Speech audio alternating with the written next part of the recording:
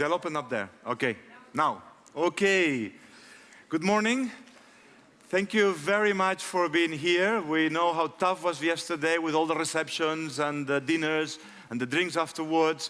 So it's very impressive you are here this morning. I'm very grateful. We're very grateful that you want to share this session with us.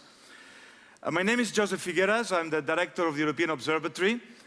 And the title of our session today is No Limits for Public Health, Using Evidence for Policy Change. So it's a rather optimistic message, isn't it? It's about, yes, we can. We can actually develop and use evidence to shape policy. But of course, can we? We know the difficulties and complexities to use evidence to change policy. And these days we talked a lot about the elephant in the room. Last year was a core topic of some of our keynote speeches, which is the crisis and the austerity. And this whole debate about us, public health people, using evidence for policy change has been heightened by the crisis. In many ways, has been said a lot as well, the crisis is a challenge, and the crisis, has been said a lot, is an opportunity. And it is an opportunity for public health because, well, crisis and austerity touches exactly on the socio-economic determinants of health where we, in theory, are meant to be acting upon. Social stress, the issues of unemployment, all these fundamental issues that create disease. So, really, the kinds of interventions that we're championing should be very important. Secondly, the crisis is pushing value for money, is pushing transparency, the god of sustainability, and in theory, in practice, our interventions are value for money. Prevention is better than cure. We have increasingly amounts of economics of prevention, showing that the number of interventions, as the RD, the regional director of WHO, was saying yesterday, are not only cost-effective, but they create savings, particularly for fiscal strategies, regulatory strategies. We have policy frameworks, the Health 2020, that many member states have signed. The Commission with Together for Health, investing in health, as you heard yesterday as well. So, health in all policies, the matter of several presidencies. The Lithuanian presidency is putting health in all policies at the core of the sustainability issue. The minister's been talking about that. Yet, and you heard that as well, yet, the current allocation to public health services within the health systems is only 3%. You heard that several times. But not only that, the data from the OECD, I say, on average, the investment in public health has been reduced by 5% in the last 2 years. Actually, of the various sectors of health service expenditure, public health has been cut more than the others. And we have evidence that health promotion interventions are being cut. So, why? And there are many reasons for that. Today is about the evidence. Is it the lack of relevant evidence? Is it that we are not putting the kind of burden of disease evidence to make decisions? The economics of it? Is it the politics of change? Why is that this evidence is not shaping it enough? Is it the data? Many people are still saying, well, we still don't know whether austerity kills. We still need more data. Maybe it's the situation that Collier said, too early, too early, too early. Oops, too late. So how long are we going to need to wait until we have the data to prove that the austerity kills? Or is it an issue of communication? And again, this has been a theme of UFA and ASFER conferences. It's been a theme to talk about our abilities, our skills to knowledge broker, to bridge, to transfer, to communicate to policymakers. Is it the timing in which we present this evidence? Is it the framing of it so it's relevant to the policy process? Is it targeting to a number of clients such as the Minister of Finance? So it's not just the type of evidence, but how we knowledge broker it. Or is it, as we were debating yesterday in a very interesting session, advocacy and activism, as our Stamper medalist this year was saying yesterday, Jose Maria Martin Moreno was saying, well, it's not only advocacy, it's activism perhaps. And some people were saying yesterday, is virtuous saying about politics is nothing but medicine or public health in a larger scale. Some people were saying yesterday public health is inherently linked to politics. You just cannot separate them. And no public health action, public health change will take place unless there is a real political action. Or perhaps we're a bunch of technocrats that we don't want to be knowledge brokers or activists, and we need to rely on others who are going to do that. But certainly something is going wrong. This is the core of the debate of who we are as a profession, how we influence the debate. And for that, we have a number of very, very good speakers. Many of them, some of them are in policy, but they have been as well as policy, political policy makers, but they've been before as well in evidence and evidence transfer. And we have as well a Twitter wall, which will be put there, is EPH C13. I expect you to tweet, if anything else, to demonstrate that we are good at communication, that we're able to tweet the key messages, and to challenge our speakers as well today, as a way to challenge our speakers. Monika Kozinska, that on her own right should be standing up, but among others, she's pregnant and she's 7 months pregnant, so she's sitting there, will help us to get a sense of what Twitter is saying, challenging our speakers. I'll be introducing them as I go along, as I ask them questions, to move quickly into the debate. So this is the questions that I am putting to them today. Is it the evidence? Is it the communication? Is it the advocacy? I will start with Miklos. Miklos Šoska, perhaps. Miklos Šoska is Minister of Health for Hungary. Miklos is someone that before being minister was in Semmelweis, head director of health services management, doing research, working with policy makers. Miklos, as he's been saying before, is about to do the record as the longest-serving minister in Hungary, almost there, right? And it's particularly relevant because Miklos is an academic, was an academic, and we said yesterday that we've been saying that academics are lousy politicians. Well, you seem to be a good politician as well, and on top of that, it's remarkable he's there because he's making a lot of very fast and deep change in many areas, and one of them is public health. Miklos, you had just last week, a few weeks ago, Margaret Chan, the Director General, going to your Prime Minister and giving you the award, effectively, your country, for your work on anti-smoking. You passed an enormous amount of legislation, regulation very quickly. What is it? Is it the evidence? Is it the way you transfer? Is it that you have great public health people behind you in Hungary? Tell us the secret. So it is complex, and indeed we did a lot of things in a very fast time, a lot of evidence-based policies in a very fast time. Anti-smoking or the smoking ban. Can I have the Twitter wall operating, please? As soon as possible, so we... Excuse me?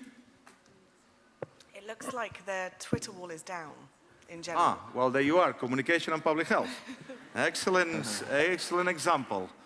And when it's up, no one will tweet then? Okay, at least we tried. Anyway. I'm sure Monica can feel how you feel, and she'll be able to interpret the Twitter even if she doesn't see the Twitters. Sorry, Miklos. Why don't we go back to prehistoric times and you send in paper messages? So anyway, we did a lot of evidence-based interventions in a very fast time. The smoking ban, we introduced a public health tax on added salt and added sugar content, food and beverages. We also had a new regulation on designer drugs, blacklisting designer drugs, and also we ruled out transfat from the foods. And it happened very fast. The tobacco ban went through Parliament in 5 weeks' time. So it was everything was like when you are clapping in a theater, and all of a sudden there is an order in clapping. I'm sure that you are bored with talking about the same type of evidence and see nothing happening in politics or in health policy. And we were bored of that, and we said we need action. And we knew the areas where regulation was needed, and we were smartly targeting action. For example, I did not go through the regular decision preparation methods with the various ministries. we agreed with the Prime Minister that we go straight to the Parliament. So it was a parliamentary initiative, the smoking ban, and it was 87.1% majority. So it was a sudden strike, a well-planned blitzkrieg on these public health issues, and we deliberately circumvent the legal channels because we knew that while the public health community does not have an intelligence service, the food industry, the beverage industry, the pharma industry, the tobacco industry, they all operate like intelligence agency type operators, and they sort of providing evidence. You are losing jobs. So that's their most threatening argument in times of crisis, that if you are hitting us with taxes, then jobs will be lost. If you are banning smoking, that you will lose the tax revenue.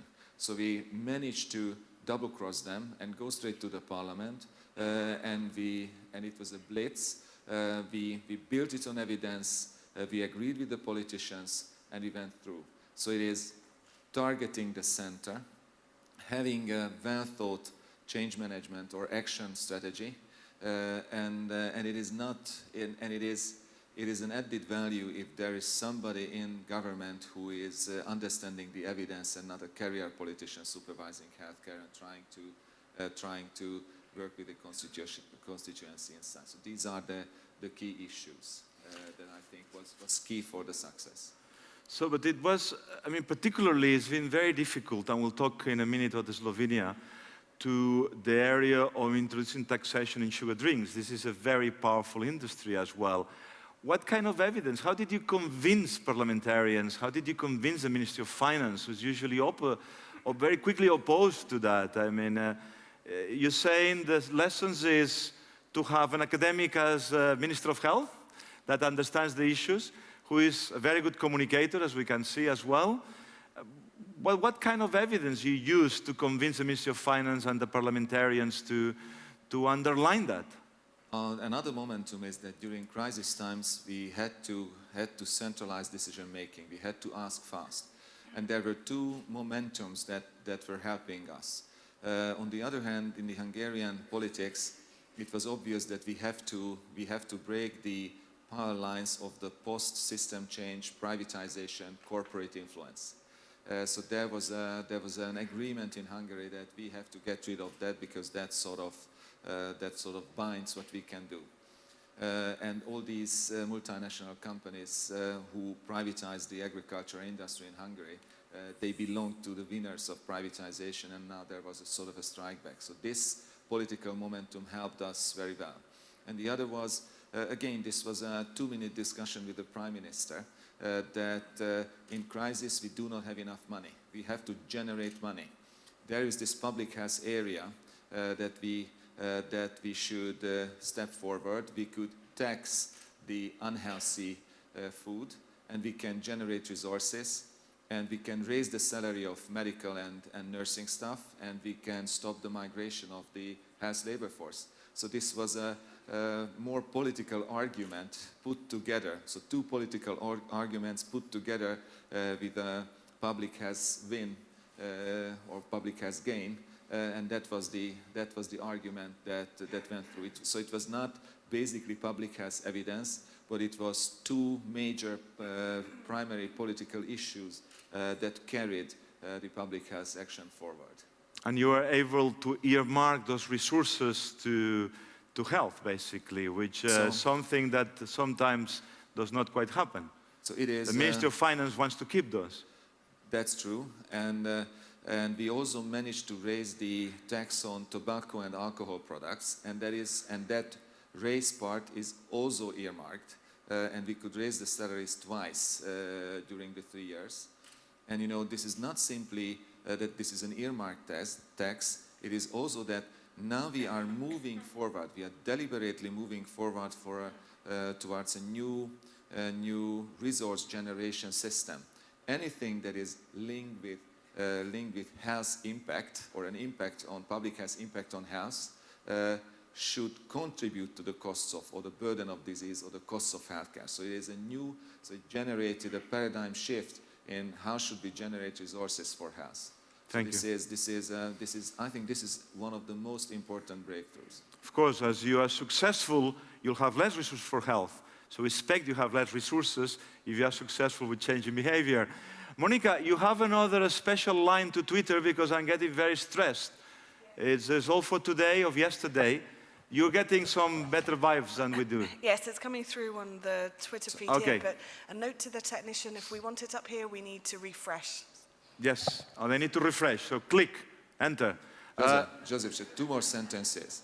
One, thanks to the public health tax, the consumption of products falling under the public health tax dropped by 25%. And the tobacco ban and the new regulation on merchandise of tobacco had the result of 1/3 of the smokers quitting smokers, and accidental smoking disappeared. So there is very strong evidence supporting that the intervention goes into the right direction. The infarction, the myocardial infarction rate is dropping already. That's very impressive. Congratulations to you. Let me move now to Slovenia. We're talking about sustainability of a minister, and it's as important as sustainability of a high-level civil servant. Vesna Kerstin Petric is head of health promotion in Slovenia, and I think I've seen you behind 6 or 7 ministers at least, right? That kind of sustainability, is that, yes, minister job you have? This kind of, I've seen Vesna behind a lot of the health promotion change we've seen in Slovenia. I was just looking at it yesterday on the cardiovascular diseases. You've seen a decrease in cardiovascular diseases, very important one in the last 10 years. Tobacco control, one of the first countries banning it on restaurants. Nutrition policy, you have regulated the school meals. You work with the agricultural sector in making sure that healthy food is on the tables, directly working with the agricultural sector, health impact assessment of that, taxation recently, increases in taxation of tobacco and alcohol. And you had some issues as well and some complexities. I think you were telling me the other day that your push towards taxation on sugar drinks did not work. Tell us, what's the success? And then I want to hear as well from you and from both of you some lessons you can share with our public health community here as how you do that. But in this case, personally, how you do that, how you are knowledge brokers. But in this case, the first question to you is, again, you had lots of evidence to do that. How did you kind of convince various ministers to buy so much into public health and health promotion? Okay, I start with that what Miklos has presented here, and I was listening carefully, is an essence of political will. You have a minister who understands, and he's also powerful in the government, and you have the parliament that is on your side. This is what he was telling us. But in very many cases, you do not have all this. So what do you do then? I think it's a difficult question for us civil servants. That is where we have to work hard. Of course, you could work with politicians. We are thinking of, getting the right politician to rule, but that is something that we public health professionals are not very skilled at. So we should choose the politicians ourselves. That would be the solution. We can choose it at the elections. That is where we do it, and it's 1-1. We are not so many.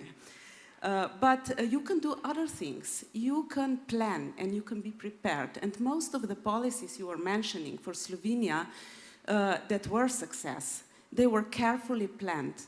And what I'm talking here is not just that there was evidence, and evidence most of the time was coming from the international resources. Because we are a small country, capacities in research and building evidence is quite limited.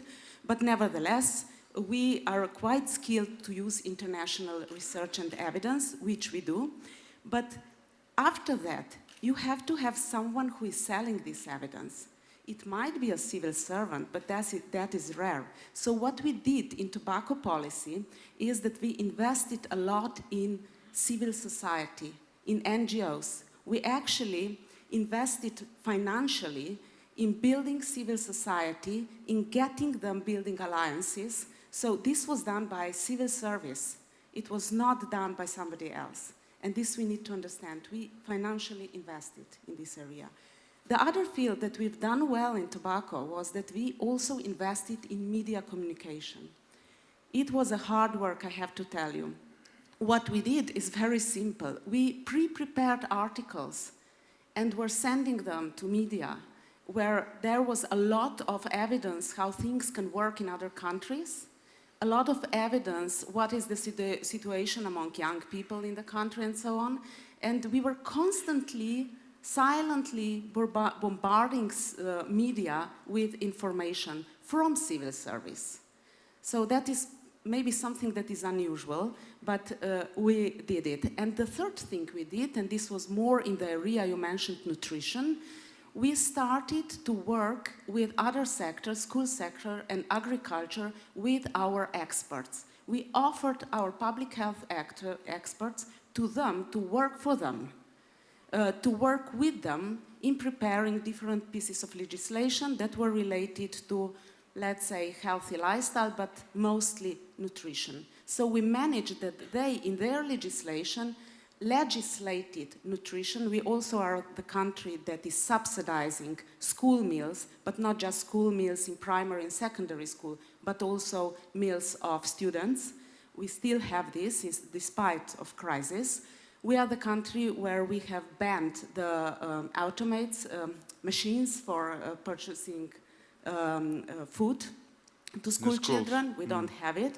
All this was done by school sector, but it was done with school sector actually because public health experts were working with them. How did you get public health experts and academics and analysts be interested in that? Because some of our colleagues yesterday in a session were saying, we're not interested. We want to do research, we want to have the data, but we're not interested in this kind of working with policy. You have a different type of breed of public health in Slovenia. No, I think everybody has different types of public health people. There are some public health people who are very much in the research. You cannot expect them to act also as good advocates. But then you have some public health people, and we do have very few, I can tell you, and they work very hard in all the areas, that can be used for this purpose. What we actually do, we send them around. I think a few of them were sitting here with you and yes, telling about our success stories. Names. I could even say the names because there are so few, I know them all. But yes, we invest in this type of people and we basically stimulate them to do this kind of work. So it's not just civil servants that talk to civil servants from school sector. We send public health professionals to talk to them directly. What went wrong with the sugar drinks and there? Because it's all too good to be true. What happened there that it didn't quite work? Well, we started to talk with the financial sector and we were successful in alcohol and tobacco. Then the soft drinks were at stake and I think there were several mistakes done. First of all, we haven't done the lesson I was telling you about before. We haven't mobilized civil society to back up us in public. We haven't actually assured that media would be informed appropriately. And also, to be honest, what could help would be that the Minister of Finance would get the message from somewhere else, not just from the Ministry of Health. For example, what I'm talking now about here is very important. We do have WHO, we have observatory, we do have public health agencies all over. But the Minister of Finance doesn't really pay attention to the data from these sources. What he does pay attention to is, for example, other organizations like OECD, for example, the World Bank, for example. Mm-hmm. So if the message would come from there and would be supportive, okay, he then would probably also be supportive. But then, you know, also we underestimated the interest groups in Slovenia. They were very strong, okay, and they mobilized very well using the media. Perfect, thank you. Very clear lessons. Let me go to the third country and then to the Twitters, or you want me to go to Twitters now? Yeah, let me do one country and then we'll to Twitter. See, the three, and then I'll go to Brussels somehow. Let's go now from the determinants to the health services. We've been saying that there's plenty of evidence on, and quite clear on fiscal, regulatory measures and so on. Is the evidence so clear when you try to introduce primary, secondary, tertiary prevention within the health services? Dominique Polton, again, is our ideal broker. She was head of IRDES in France, a researcher, head of research, and now she made, I think, a great decision, she can tell us now, to work for some years now as the right-hand side of the chief executive of the director of the National Health Insurance Fund. And she's very lucky for that, but very unlucky because I know the person. He is extremely good. He understands the research, challenges you, but at the same time, he wants innovation. He wants to see public health in primary care with La Médecine Libérale, which is very difficult in France. Wants to see public health there, wants to see screening, wants to see more detection of risks, assessment of risk, detection of risks, wants to see disease management programs. And you have to find all this evidence and the incentives and organizational mechanisms. How does that work? It's not activism there, is it? Yeah, well, maybe what's a little bit different from what you've said before is that it's true that the idea that there is evidence, it's here, and we just have to pick it up and apply it and translate it in policy, and it's just a question of, well, political will, the way you organize that, the advocacy, and so on. I don't think it's totally true in terms of health services. I mean, the way they function, the way you organize them to have the most cost-effective services that is delivering, improving the health of your population for the best price. I think that in this field, there is a lot of things that are not really known, and we're all trying things and trying to evaluate them. For instance, you have a question like, how do you pay providers, like physicians, for instance, in order to promote prevention, to reward the efforts that they make to, for instance, increase the cancer screening when it's useful? These questions, I mean, a lot of countries answer that in a rather pragmatic way, saying, well, none of the traditional methods of payment rewards that, so we're going to try some sort of a bonus, a P4P component, with indicators about the quality of care, about prevention, about immunization, cancer screening, and so on. And so we're going to try to well, at least reward the efforts that are made in this field. But finally, and so it's spreading in all countries, but when you look at the published literature, you see that, well, the evidence is really rather weak, to be honest, and it seems to be positive, slightly positive, not spectacular by any means. It seems there seems to be reasonable evidence that it reduces the gradient, that the inequalities, that it gets better for people who are less well served. There is some evidence that it works more for some diseases than other diseases, and basically that's it. So, and yet all the countries, I think it's here to stay, and all the countries go on with these types of reform, because it still seems as a some sort of, first, maybe an alternative to, again, there's all these traditional, or a complement to these traditional methods of payments, but also because, and this is very important, I think, for the evidence, it's also a part of a strategy for change. It's not only the scheme in itself, it's not only this process and this bonus which counts, it's also the fact that it's part of a strategy where you want, for instance, in a country like us, which is not very much public health oriented, you would like your GPs to have more of a population view than only an individual interact with their patients. And so you're trying to feed them with data on their population. You're trying to change the way they think their responsibility is. And this is all the strategy that you're trying to build with one component, which is, well, I don't know if it's totally evidence-based, but still, I mean, it's part of what you want to do. So I think that, but again, we lack a lot of evidence. For instance, how would you design the right scheme? What is the good balance between financial incentives and non-financial incentives? How do you implement this in a global strategy to improve your outcomes and so on? And again, when you look at the literature, you don't really have responses for that. And So it's true for colleagues- P4P, but it would be true also for other things like... Tell me more about P4P. I mean, payment for performance is like the thing now. Can Yeah, we use well- payment for performance to get more public health, more screening, more detections, more... Well, this is basically what I was just saying. That is, I think that it's not quite clear that at the beginning, I think some people had very great hopes about the fact that it would raise the level of the indicators dramatically. Well, the evidence is that it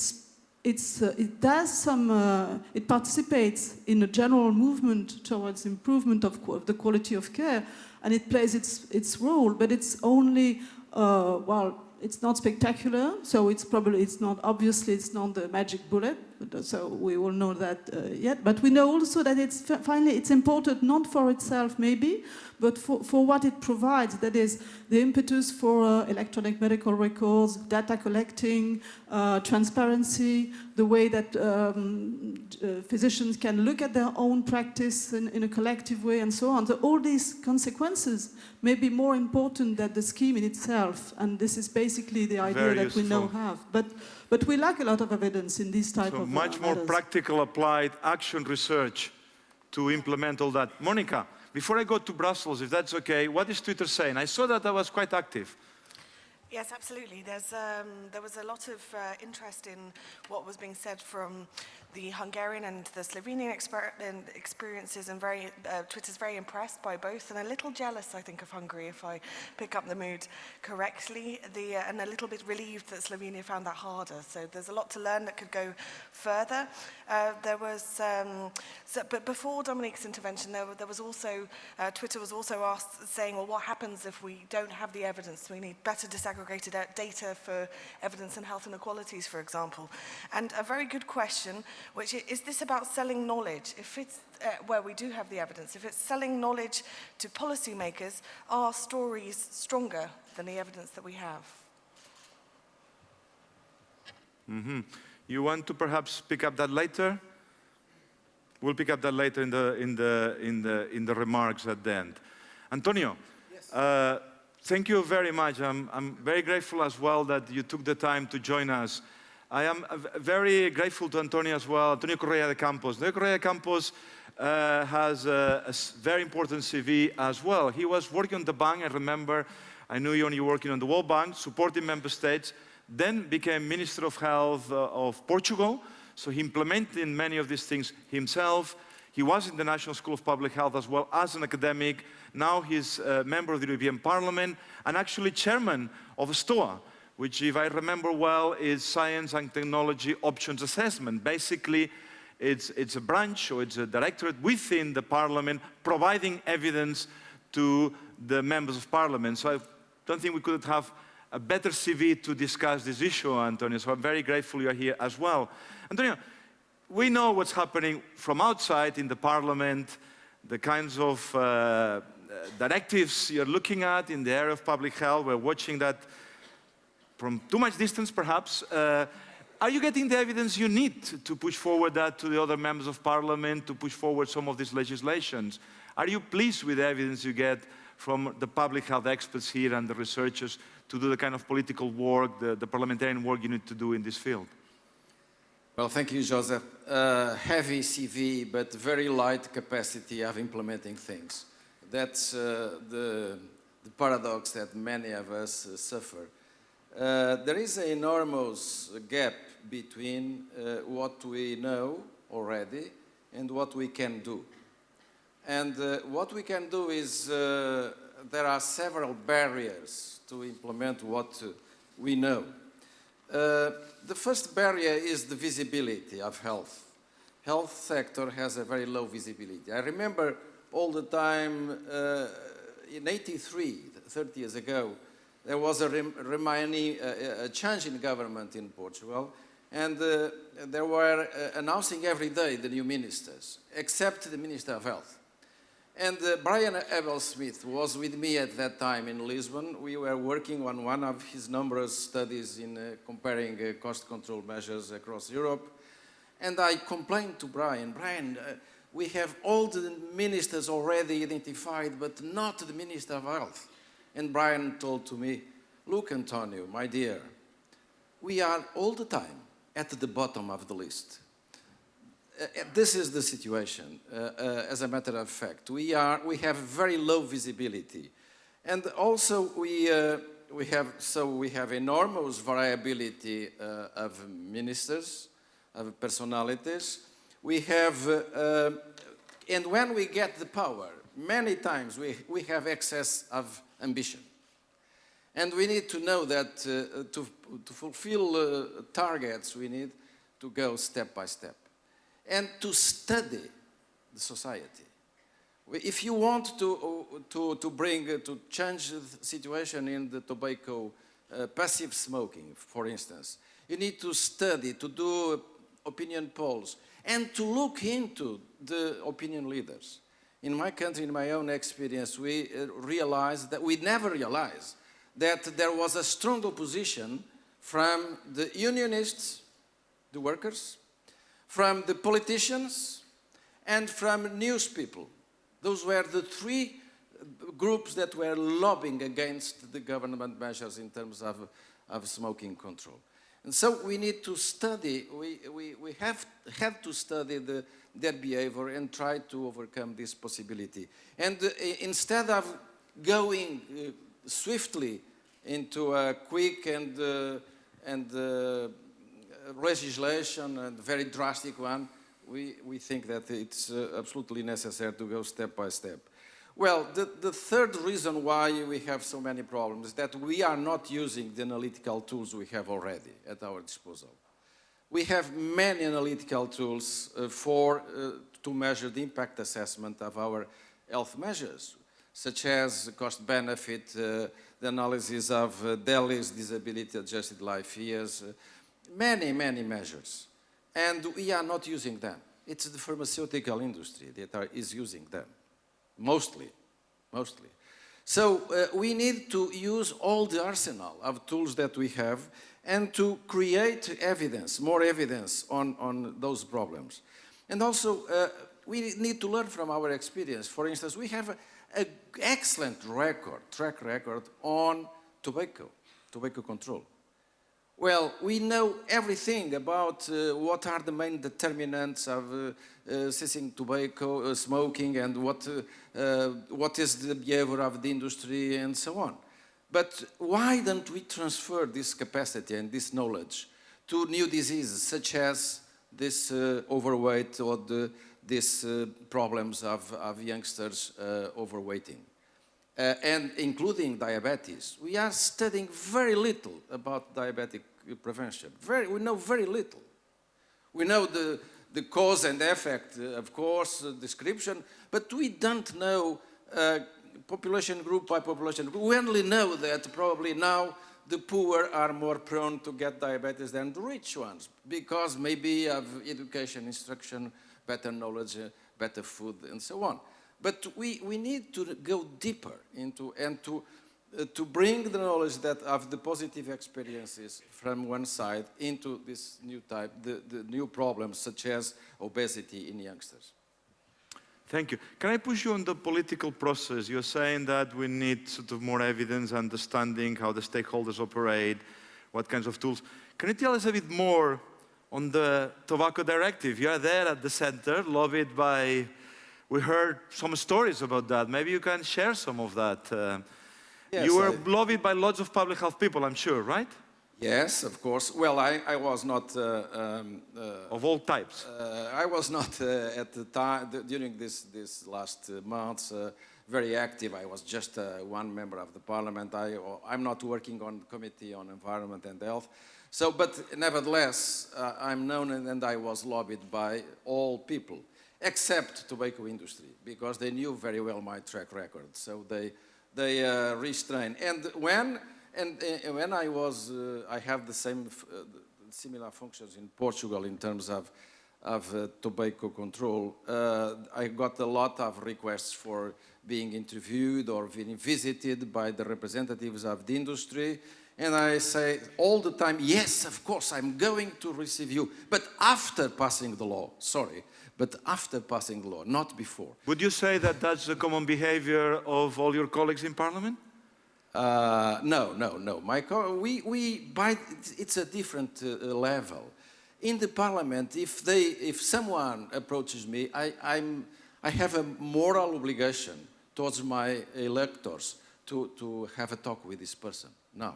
So if someone from the industry approached me before this legislation was prepared, by my duty, my ethical duty was to have a talk with him. And you have many public health experts coming to see you in these cases. Yes, well, the public health, they knew that I were more vulnerable to their message than the others, probably.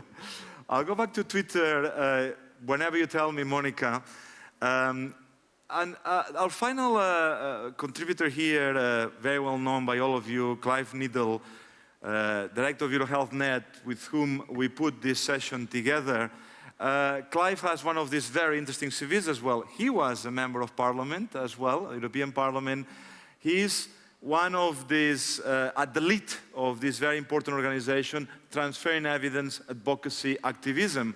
And so is Monica. Monica, apart from the tweets, I'd like you to contribute on that as well in a minute when you bring the tweets together as head of IFA, very much that role as advocacy and transferring evidence.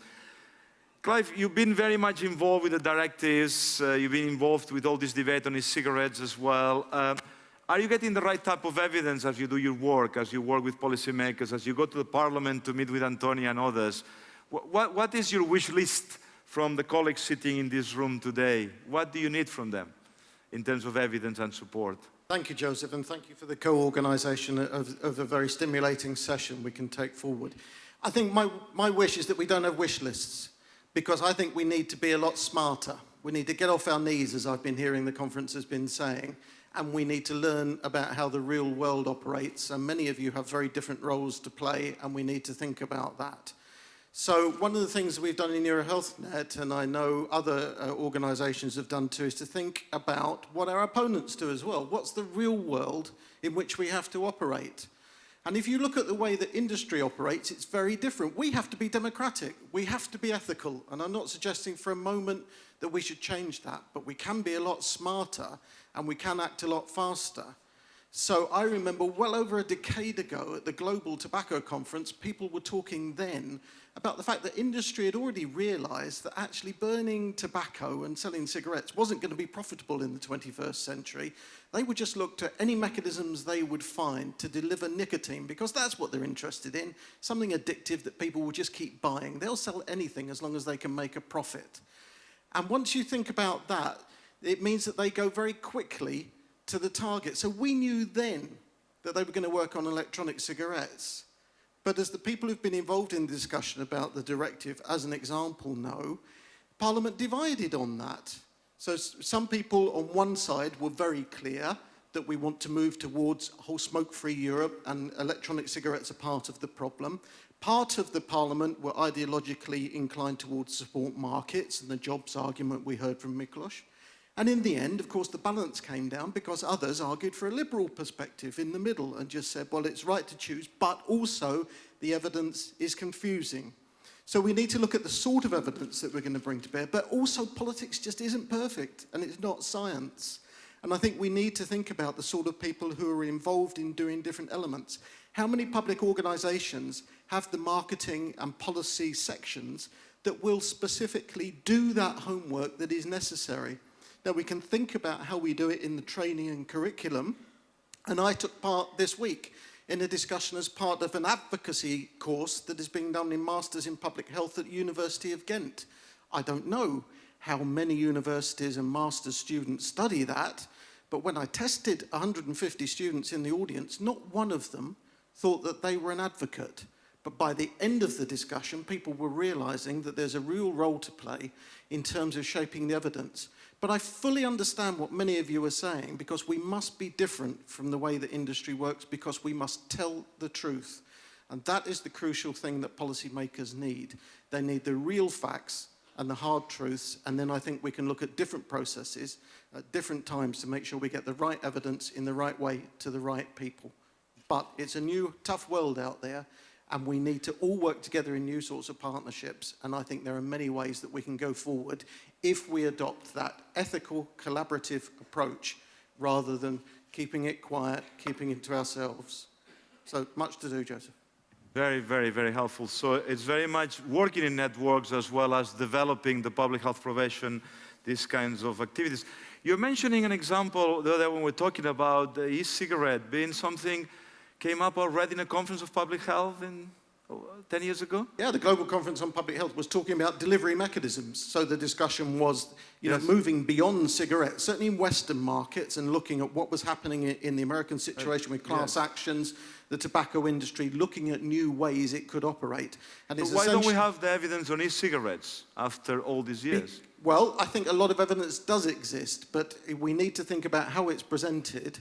There are different ways in which we can do things, and understanding the process is important. I think Miklos made an important point about the rapidity in which you dealt in Hungary rapidity, with the that's- legislation. He outsmarted the opponents by understanding what needed to be done. When we had the Tobacco Advertising Directive in the Parliament over a decade ago, I think 1999, we moved that through the Parliament in almost record time, and that didn't give the industry the time to undermine the evidence, bring in the untruths, and we were able to be smart. So that's what I'm arguing for, and it's not necessarily everybody working in the pure research who has to do that. We need to build the partnerships. There are lots of good politicians who want those truths. If we think about politicians always as being them and adversaries and we don't understand their needs, we're always going to be them to politicians. We're going to be the 5% funding in the corner that doesn't really matter. We spend a lot of our time working on the social inclusion processes, the anti-poverty campaigns, the EU 2020 campaign. We want to have something to say about jobs because that's what ministers care about, as Miklos said. It's what will affect the decisions in France and Slovenia with the Troika coming in and different effects. So, Michael Marmot says we're in the middle of a public health emergency because of youth unemployment in many of our countries, but particularly Spain. We can all do more, we can all do something, we can all do better. We don't have to do everything, but we ought to build a real collaborative partnership and a community and a movement to aim for societal good. Time So is short, Joseph. it's this mix of what you're saying, Antonio, about being prepared, looking at stakeholders and so on, but when the time comes, fast, speed. If you want a good case study of how the e-cigarette industry works, follow the tweet of Martin McKee, follow the websites have been created to abuse Martin McKee. It's fascinating how well organized, how they keep tweeting and trying to undermine him, as well as Monica and many of you in this area. Monica, and then I'll come back to you to finish with a couple of comments of recommendations as should they be activists, how much you want them to be activist advocates, how much you want to be knowledge brokers from your experience, as well as any other comments you want to bring on. Monica. If I understand correctly, you've given me license to add some input on my own part. Just a little bit, yes. Yeah. Well, just to go to Twitter first. So there were some questions from the audience about why health is not higher in the EU debate in terms of priorities. Why is health not a bigger EU priority? And are there levers that we can use to produce some of this evidence, Horizon 2020, for example? And a very good question, what happens when decisions are taken against the available evidence? How can we learn from this? When we have the evidence, we know what to do, but the decisions are not the right ones. And just to build on what Clive says, I think Clive is absolutely correct. I think we have to understand our processes. We have to know where the levers are and how to change them.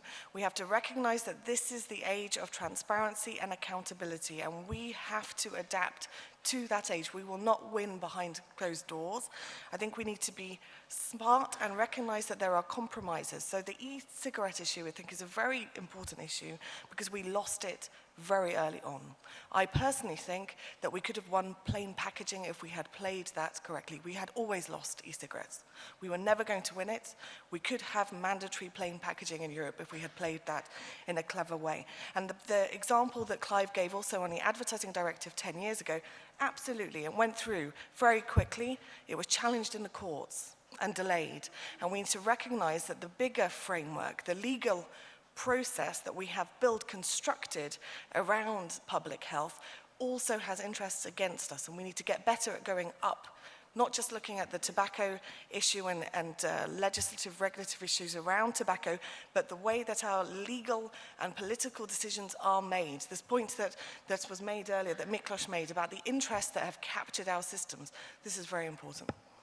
And there is an important research agenda on all that, Monica, in doing the analysis, the political science analysis, understanding how these actors operate, how these processes operate, and so on. So for those of you who are less interested in knowledge brokering and being activists, there's a very interesting research agenda we're not tapping on the whole cognitive behavior, for instance, work, how policymakers think, absorb that evidence, dissect, filter that evidence in light of their political values. It's extremely important. The other day, Anthony was saying, public health is politics, and many of the things that we recommend are basically going at the fundamental values of society, of individual freedom versus population, versus sort of a state, the role of the state. So there's important research there as well, isn't it? Absolutely, and actually we need to be recognizing that most politicians, 9 out of 10 I would say, are not leaders, they're followers.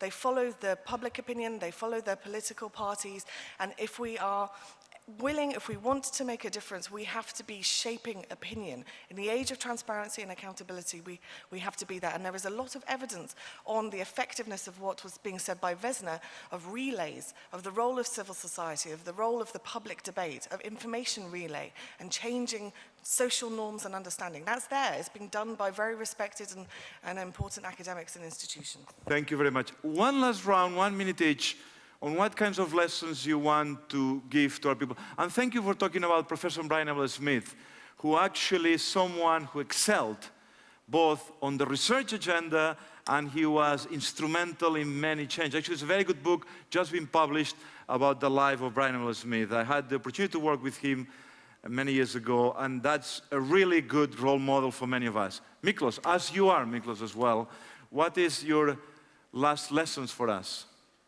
Let's face the bitter truth. The EU is the industrial negotiation platform, so in many ways the EU is the industry itself. The biggest obstacle to have a more effective food taxation or public health tax is the EU food labeling regulation. So it is very difficult stuff. I think the WHO should stop to work with ministers of health. They should target the center. And public health activists should target the center. Minister of Finance, Prime Ministers, shadow governments, Commission itself. The public health community, yeah, there is not enough evidence, but on the other hand, we are suffocated by evidence.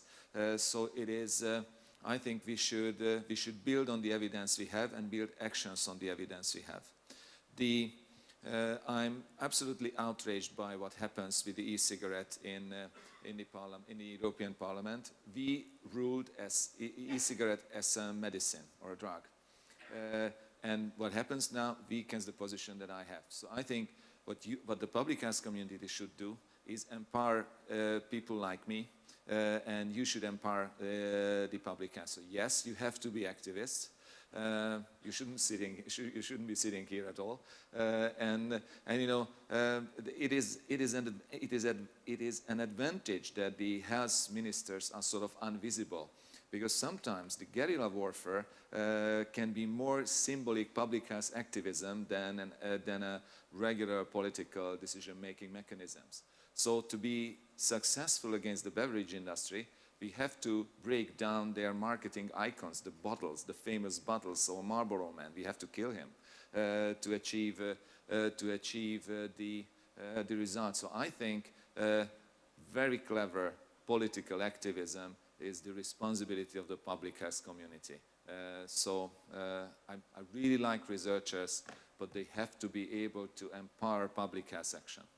Excellent. Dominic, how we become like you? And we work with the chief executive that pays attention and makes change.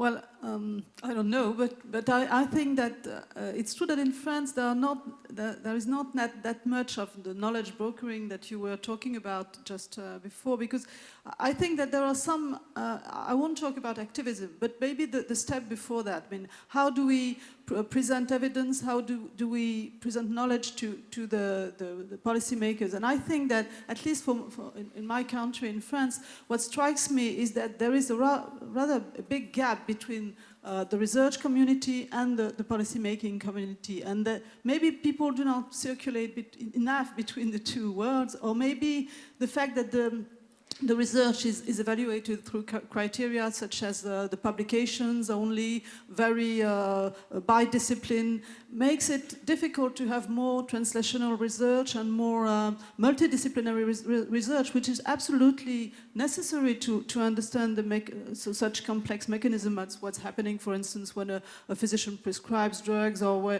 interaction with the patient. We need it seems to me very rather practical research, multidisciplinary, and it's not at all rewarded in terms of international standards in publication. So we have we have a lot of evidence, I agree with you. Less, in my opinion, less in the health services research than in maybe in some areas of public health. But again, in each country, we need to have this this knowledge brokering, and I think in France, obviously, I mean, it's to me, in my opinion, it's too limited. To give you just an example, we wanted to we built a program of disease management, which can be criticized, but has delivered some results. We wanted it to be evaluated by an academic team or a research team in order for them to help us again improve that and have a sort of continuous evaluation. We never could do that because they're just not interested in that. And it's probably it's not the case in all countries, but I think it's also a problem in France. So translational research doesn't pay the bills of you as academics. Our books in the Observatory have a fair amount of policy impact.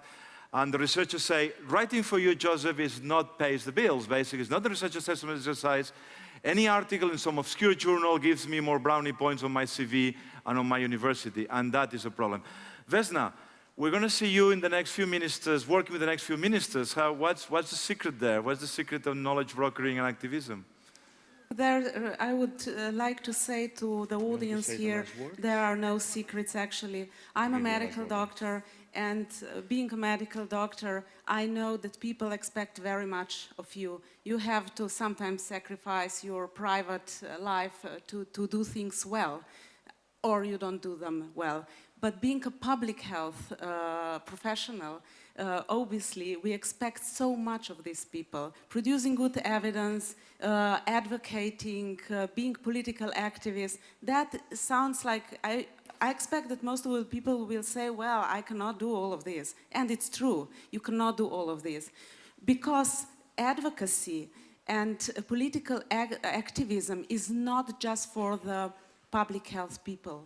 You know, it's also for people that are working in civil servants, but not for all of them. It depends where you are seated, what is your position, what you can do. Yeah. It also depends sometimes on who you are. I got a very good compliment from a very high official in the European Commission years ago. He said, well, you are a civil servant, but you act as an advocate. I said, thank you, sir, this is a compliment. You know, it's not expected from civil servants that they act as political activists. And it's very, very thin, you know, the limit or the, you can always go wrong also, because you have to have credibility in your position as a civil servant. Yeah. And this also goes when somebody says here, are we going to change with messages, you know, appropriate messages, inequalities? Can we influence inequalities with data and messages? Of course we cannot. What matters is who is actually promoting and to whom and how. And here we often forget about the public. I think that Antonio mentioned public health pools. Public health pools are very important tool because you can show to politicians and to public itself how many people are supportive. This has been used very well in Slovenia. That's evidence as well. We have measured public pools opinions through the whole process of implementing tobacco legislation. Excellent. And it was going up. And at the end, you know, the government, who was actually reluctant to do anything about tobacco control, realized that, you know, there is more than 80% people that would want to have a change. And just in front of the election, they adopted all the legislation. Perfect. Clive, last few words from you. Thank you very much. You've done a lot of work with the Observatory on health in all policies, and part of the publications in the EU presidencies have talked about Kingdom's theories, about the streams coming together, problem, policy, politics streams, then you get change and opportunity. I teach that in part of my advocacy courses to NGOs and students and others, and the evidence is a crucial part of that, and it can be different thoughts. So we know the theories, we know what can work, and you and others are doing a lot of work in these fields. We never need to be afraid of telling the truth. That is what we need, the real truth. It's the others who are opposing the good things that we are trying to do, who are actually afraid of those truths, who are trying to misconstrue them, to conceal things. And we need to put things in the spotlight and tell the truths. Now, I hear there's some discussion here about we need a revolution. I would contend that we need sustainable development and evolution. We can't necessarily expect complete turnarounds overnight, but we need to bring together those partnerships and that sustainable movement, because also we can't be painted as just being from one ideology. We need to win across different ideologies and understand that politicians will have the democratically elected right to make the wrong choices sometimes. It's not perfect science such as you are doing, it's imperfect. So we need to build those partnerships, and that does include remembering that we do need markets, we do need good industries, we need sustainable development, and we need sustainable good policy makers too. Remember in the dictionary definition that an advocate is a professional.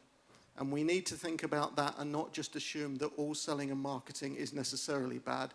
But just to conclude, Joseph, thanks. We also need to take that health in all policies approach, and we really must have no limits, not paint ourselves into corners, and we really can do that. So thank you for That's this session. very useful. That's a very positive message.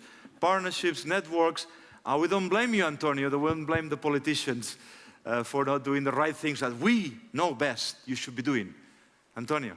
Well, unfortunately, we are facing now new problems, the economic depression and all the consequences. And we know very little about the impact of the economic depression now. We know, at least, we have some ideas. We have the ideas that communicable diseases are going up, probably in the medium term. We know that the therapeutical capacity of administration is going to decline. We are going to see or to observe in the throughputs of the health system a clear decline, but we don't have yet a clear link between the outcomes and the effects and the crisis, the economic crisis. And we need to study it. We need to go deeper, as we have done in the Some of us would disagree. Some of us would disagree with that. No. How long we need to wait to have the right data to act? No, we need to study. I'm not saying that we should not do nothing. I think that we need to study. The only evidence that we have now is an increase in mental problems and an increase and the consequences, related consequences such as suicide rates and related issues. But we don't have a clear measurement of the effect of the economic crisis. And we need to have it. We need to work on it. And the best tools to do that is health service research. We need to be very active and also to intervene in the public arena, as the observatory has done, helping us to a panel, to organize this panel. We are totally open to do more things on this area if you want. So let's try to work to understand better the consequences of this new crisis, because we are going to have much work to do. We're going the full circle. We started with the data and the crisis and the impact. But the last Twitter will come from Twitter. Forgive me to the tweeter that tweeted it, but I'm going to paraphrase it. Are you paraphrasing your own Twitter? No, it's not my tweet, it's someone else's tweet. But the person will recognize it as theirs. That with the same tools, with the same methods, we will not achieve change. That by doing the same thing, we will have the same result. In order to change, we need to change as public health. Wow, that's a perfect Twitter to finish. Thank you very much. Sorry I ran a bit late. Could you bring your hands together and thank these wonderful panelists?